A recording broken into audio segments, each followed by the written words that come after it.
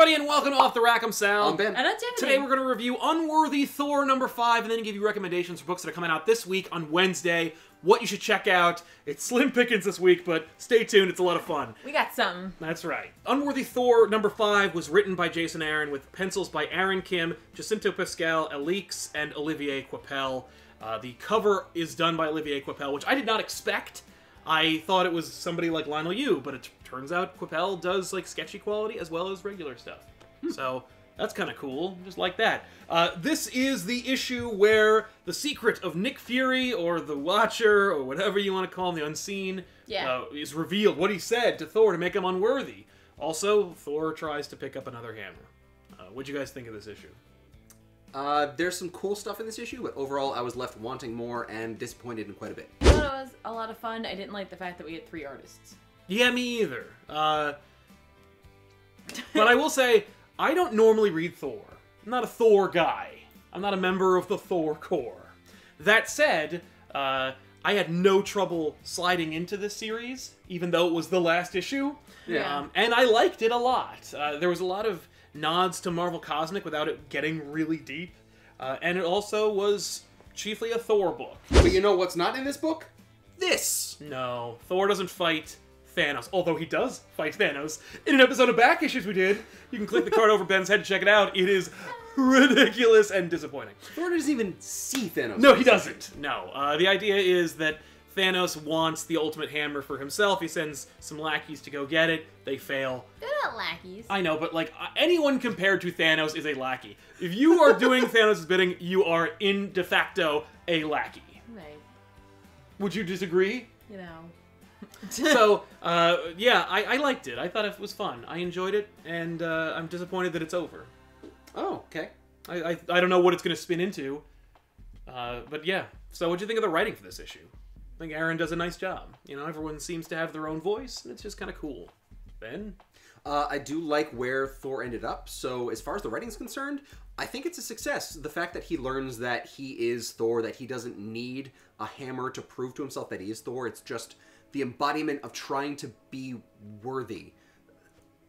The idea that he has to, I guess in a sense, understand that there are limitations, and also that while he is a god, that doesn't automatically make him worthy. Just being Thor doesn't mean you get to pick up the hammer. Being Thor is an idea, it's an ideal that he has to pursue. And in doing so, then he becomes worthy. So in that sense, it was great. I loved that almost humanizing aspect of it. The fact that he was a little bit humbled by it and got to turn the hammer down by saying, like, this is not my hammer.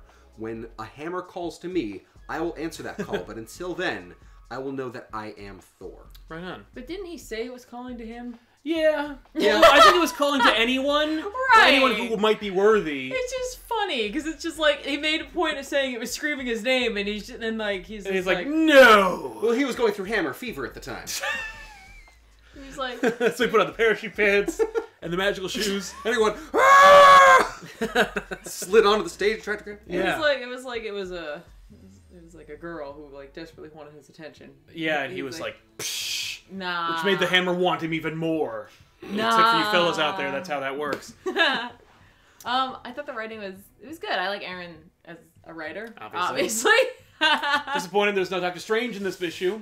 No, we got Beta Ray Bill, which I kept reading, like telling myself in my head, I was like, "Oh, Buffalo Bill!" That is not Buffalo Bill. Then I was just imagining him in the cloak, just like, goodbye. Well, it would be funny because because like goodbye horses, yeah. Yeah, I was like, no. no, that's not his name. Stop doing that, Yeah. brain. Thor like has his own realization, but not without him. Right. Like, it's interesting because it's through someone's whisper and suggestion that he becomes unworthy, and it's through someone else's words that he feels that he is becoming, or he's on the way to worthiness. Right, again. you're saying that he's not really... It's funny, like, Thor's in a really interesting place, in my opinion, where it's just like, he is, while he's his own, like, man or god or whatever he is, and he has his own experiences, and, like, through this whole thing, he has, like, discovered certainly something about himself, but it's through others that he almost judges himself. Right. You know, and like, I know part As of... well he should. Because yes. Thor is boring. Well, I'm just saying, like, with the Unseen, like, of course, like, Nick Fury, he's got the influence of the Watcher's Eye, so it's just, like, he must know a thing or two. Yeah. About a thing or two. You would think, like, like, a god would not care. Take it to heart. Right? But, like, even in being told that he is unworthy, that is, like, a sign of worthiness, because he listens to those around him and takes counsel and seeks it through them, so I just think that's kind of interesting. Yeah, it's an interesting idea to explore about, like, Thor's character. And, like, a character that I really like the concept and design of is in this book, which I was just like, yay! Yes. I wish a better artist drew you. Oh, man. So Thanos and Hela get together? Yeah.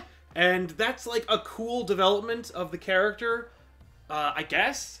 I like the idea that, like, that Thanos just really needs to get some. I know, and I like that he's defined by needing it. Right, and Hel is just like, I will use you. Yes.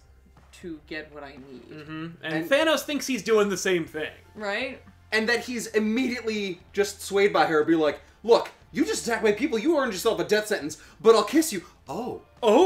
Well, all right then, my bad. Shut my mouth. Well, no, she offers him death. Yes, I know. But no, it's for fun. the death obsessed. That's the right answer. Right.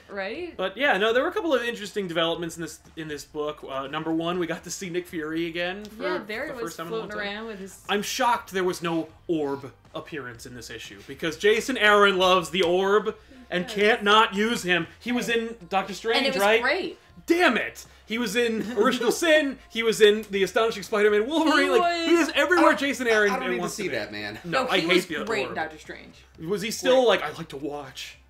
Yeah. Okay. But like but he's like an evil watcher. Yeah, I know that's the idea. Yeah. But no, that's what I mean. But he watches out for bad guys now. Oh, okay. It's not that he watches bad things. He does that, but he also like helps them out. Oh, he does that bit. too. Yeah. Well, he does that too, in a corner. Well, you know how, I'm not gonna say like the Watcher would be like, "Hey, I'm not supposed to help. Right. I'm helping." So okay, but I assume because he's evil. Yeah, he helps the bad guys. He just directly helps. He's just like, "No, this guy was gonna kill this guy. I'm gonna help him." Yeah. Okay. That's cool. That's kind of neat. I guess it's neat if anyone else wanted to do anything with him. But they're not going to. Two pet peeves, and I gotta bring these up just because they really stuck with me at the end. Okay. At the end of the book, you see someone else pick up the hammer, Ugh. and it's not a reveal. It's just a monologue again of someone talking about like, oh, I wasn't worthy, and I'm part of the Thor, and and it's like, come on, if you're gonna have someone pick up the hammer, show who it is. Yeah. There's a cover reveal. Yeah, we don't know if it like is. Yeah. It looks a lot like Odin. Yeah. Second, Thor is still calling himself Odinson for some reason. Yeah. Why? Thor Odinson. You finally accepted the fact that no matter what, you are Thor. Right. You know what's But funny? I can't be Thor. This whole Thor thing is really like Baffling? baffling to me because it's like So you are born Thor. Thor. Like, But- you are a physical person who has the life experiences of Thor. Right. But when Jane Foster picks up the hammer, she's also Thor. Like, she is you. Right, but then when the guy picks it up at the end, he said there were many Thors. Yes. And I'm like, Which is hopefully a nod to Secret Wars. And the Right? fact there was the Thor police force, that's a which thought. is cool. Go back to the Thor Corps and check that out and see who The Thor looks Corps like was that guy. was a sick book and a even sicker 90s thing. Which I'll throw both of them up. There you go. can check them out. That's pretty cool. Someone who has a glove. I hope it's Eric Masterson. I don't think it is. I think it's Odin. But, That'd be pretty cool if it yeah. was. Eric Masterson. No one remembers me! Oh! Yeah, exactly. And then I he wanted punches it Nick to Fury. be the Punisher. Nobody cares about me right now. It'd be Frank Castle. It was That'd just be like, fun. He's like, fuck it. I'm the War Thor. Yeah. The War Thor. The War of Thor Punisher Journals. War. Pam, pam, Thor. Thor. Thorpe? Yeah. don't So, know. alright. What do we think of the art, by the way? Was it good? Part of it was. Right? Quapel was great. The section with Hel, Not there was great. like one when she is whispering into his ear, I was like, that's great. And then everything else I was like, man. The big full page. You're like, oh. Yeah, and then he like kisses her right away. I've never seen anybody kiss anybody else. Yeah. She's like behind him and underneath. They gotta Yeah. show both and of them. like he's like eating her face. Yeah. Some also, people just like- don't know how to kiss. I guarantee you Thanos is one of them. I see. he practices. You know, he's with his hand. Literally! The only one that he wants to make out with is a skeleton, which is impossible to kiss. You know, he would probably make out with the gauntlet more enthusiastically than anyone else. Yeah, that's true. He's just like, oh. Because he's been pursuing it for so long. Right. I want you so bad. He's just sitting in a case. He's like, oh. Oh, hello there. Oh, hi. I didn't see Oh, him. you looking at me? It's also great, a great metaphor. Stroking the knuckles. Yeah. Oh my god. She had to kiss him like that so that we could see her. Yeah, we gotta see. We got to see everything. It's like in the that's 90s something. when Yeah. female superheroes would land or stand. You needed to see their big boobs. We also needed to see their big butt. So they stood like, you know, like one of these. No, I know. She has to kiss so she can show off her cool costume and also know that she's making out with Thanos. Yeah, I know. And, like, it's an interesting concept, and, like, in a way, it's like... It should be a It's kind poster. of evocative of like one of those like romance novels. I was gonna say it's kind of it barely. So don't go, everybody. All of you art historians out there, don't ream me out Yes, for saying both this of you. one. But like in a way, it's evocative of Klimt's The Kiss, which is like human beings like melded into one another. So that's cool. kind of cool. I But think Coppell would it's- really appreciate that, or whoever drew it. I don't know Right? who drew that one. Like, so that is neat. That's the quote. That is neat. No, No, first evocative part of the clip. of- Yes. Of of the Klimt's ki- The Kiss. yeah. Well, it's not their fault that Thanos doesn't know how to kiss. That's true. I mean, you think like he's probably surrounded by skeletons, like skulls. He could just Practice? yeah. Well, that means he would be really good at kissing only death. Yes. Well, technically, well, Hell isn't death, but she is the Yeah. yeah. Ruler That's yeah. She just bares her teeth back and only uses And she that like to lifts kiss. her lips. Gross. Yeah. All right, let's get into recommendations for this book, and then we'll end the show. It just sounds like this. Yeah. Thank you.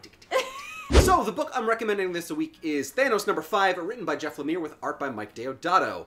It's apparently a big thing that Thanos has his own story, and you know what? The Titan deserves it. He's kind of badass, so I think you should pick it up. That's really it. There's not too much else coming out from Marvel and DC this week that's piquing my interest. You could get Inhumans or X-Men for $6 a piece, or $5 or something. I don't know. And why? I didn't know what I was going to recommend this week, and then I found a couple of things. So this is what they are. This week, DC's releasing Doom Patrol, the Director's Cut #1, written by Gerard Way with art by Nick Darrington. I like the new Doom Patrol series, so I'm definitely going to go pick this up. The art's going to be in its raw pencils. There's going to be a lot of extra art in it. I just think that kind of thing's really cool. I like when they do that kind of arty thing and they show you like some of the like making of or just some supplementary stuff or things they didn't go with or whatever. So definitely that's a must pick up for me. I also just like the series. Also from DC, they're doing a bunch of crossovers this week, so I thought I'd remind us all about that and say Green Lantern Space Ghost Annual #1 is coming out this week, written by James Tynion IV with art by Howard Chaykin. Come on, guys, it's Space Ghost and DC's very own Space Cop Green Lantern. You gotta at least check it out, right?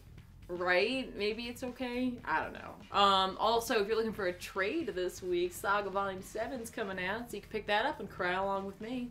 Because I sure cried. Yeah. It was real ugly. This week, I think I have to recommend it just for the sheer morbid curiosity at this point. Dark Knight 3, The Master Race #8, the penultimate issue of this unnecessary trilogy is finally here, and it's coming out, probably. This is a book that I recommend only because it is so stupid, and it's so harmless to read because of all the delays. It's like having a hobby. You know, it's like cleaning your gutters. You don't have to do it very often, but when you do, you realize, like, oh, I'm glad I did that. I don't know if you should be glad that you read Dark Knight 3, The Master Race #8, but I will say that I have a nifty keen statue that depicts the Dark Knight himself by Andy Kubert, who draws the series, and if we didn't have this terrible series, I wouldn't have this rockin' statue, so take that as you will. There you have it, everybody. Those are our recommendations that are fit to print. We'll see you guys next week with another episode Off the Rack. Thanks a lot for watching, everybody, and don't forget to like, subscribe, check out everything, and visit the description box for all the neat links and doobly-doos down below. We'll see you guys later. I'm Sal. I'm Ben. And I'm Tiffany. Thanks a lot for watching. So long, and keep reading. We have doobly-doos? That's right. Yeah. Wow! Yeah. It's just a nonsense word that means all the crap down there. I like that. Thank you. It's not mine.